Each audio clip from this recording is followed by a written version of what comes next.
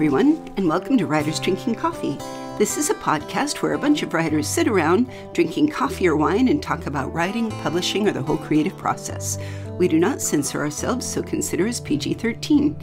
Today, it's all about me, and I'm here to read you an unpublished story I wrote. Chirping is a big part of hockey. For those of you who do not watch Letterkenny or play hockey, chirping is the habit and practice of yelling rude things at your opponents on the ice, basically with the goal of upsetting them. Nice sports like tennis and volleyball give you a yellow or red card warning you about your language use. In hockey, you're not allowed to yell at the ref.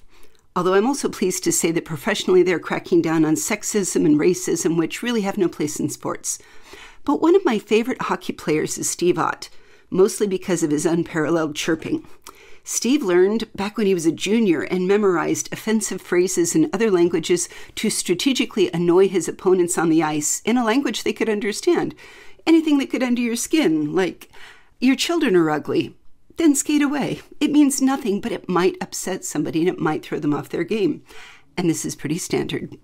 This story was originally kind of my love letter to Steve. Hi, Steve. But given that he's alive, I thought that if I recorded it for posterity, I should use somebody already dead that won't sue me. So here you go. Pond Hockey in Hell by Jeannie Warner.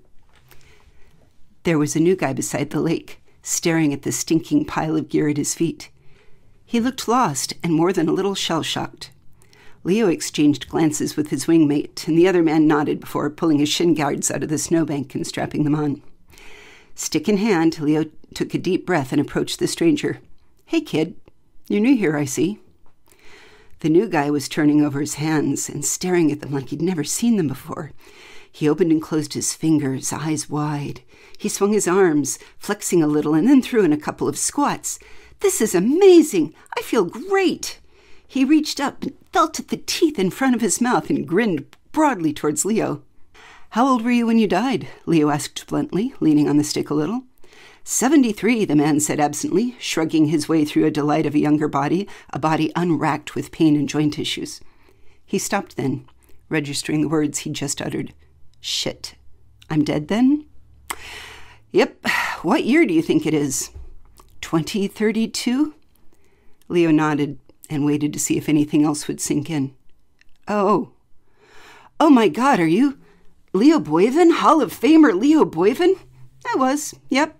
And I can answer more questions later on. Meanwhile, you'd best gear up.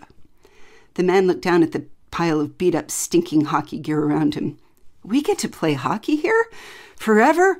This must be He'd only gotten the word that far out of his mouth before Leo was already swinging and hit the man square in the teeth.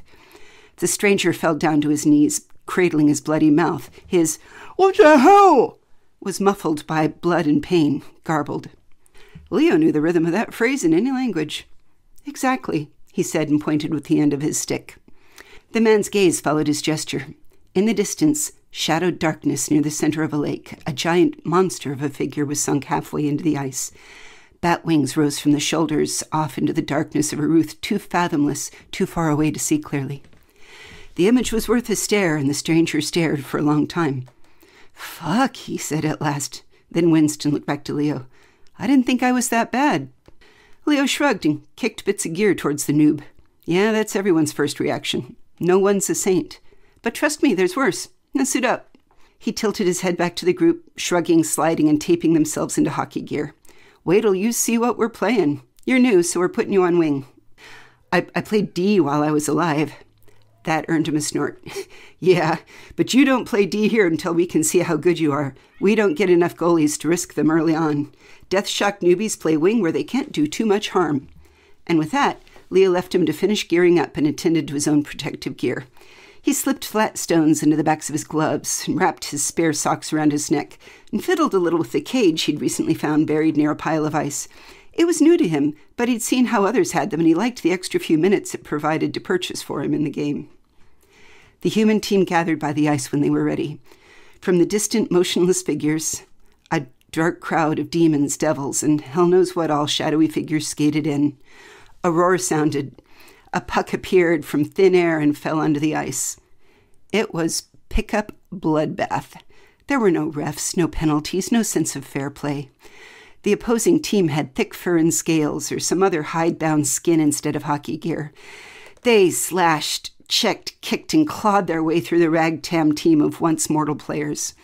Blood, hair, and teeth flew in colorful spatters across the cold ice as mortal men and women roded through every available player sitting on the icy snowbank.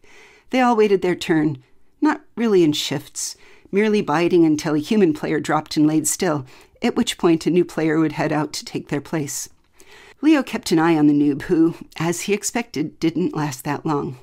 The kid was dragged off ice by one of the women, who then skated out grimly to slash at the imp who'd taken him out. Vengeance was hers of a sort, and she scored before being buried under a ton of heaving demonic flesh. Leo himself had long resorted to a simple goal for these games, to last all the way to the end and to be one of the last who fell, mouthing off the whole time. And the chirping was epic. The yelling from the snowbank was constant, angry and taunting alike, that occasionally seemed to prick the edges of the dark horde that skated against them.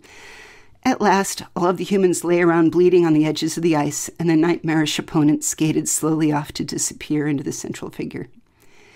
Leo's mangled body slowly adjusted itself back into a more usable husk. When he was able, he crawled over to the noob, whose bloody, mangled face was slowly recracking and sorting itself into place. Do you get it yet? That was insane, the noob whispered. I didn't think I was a bad person. I mean, I did some crappy stuff while I was alive here and there, but, who doesn't? Leo eased himself back down to lie on the snow beside the noob, staring upward. I know. We all know. Every man and woman here, none of us was a saint. But we've compared stories, and there were no real bad guys either, but here we are playing hockey every day for eternity. I'm not sure that was hockey. Baby boy, that was hockey, and you get to play it forever. Leo's eyes twinkled as he lifted himself up on an elbow to look down at the kid. This is how we know for certain what God's favorite sport is and what divine mercy can look like, because you should see the fiery pit with poisonous snakes that Aaron Hernandez has to play in. The newcomer stared at him for a moment before, slowly, painfully but with actual mirth, he began to laugh. There. Now go have a nice hot toddy and think about how you should be much more polite to people, especially online. Also, I'm going to go wash my hockey gear. You've been listening to Writers Drinking Coffee, a labor of love and enthusiasm put together by the hosts. My thanks to David Welsh for sound editing today, and Deirdre Schween always for being my web spider. Your entry and exit music is by Michael Engberg, and we will be back with the full cast next week once quarantining permits. And hey, thanks so much for listening.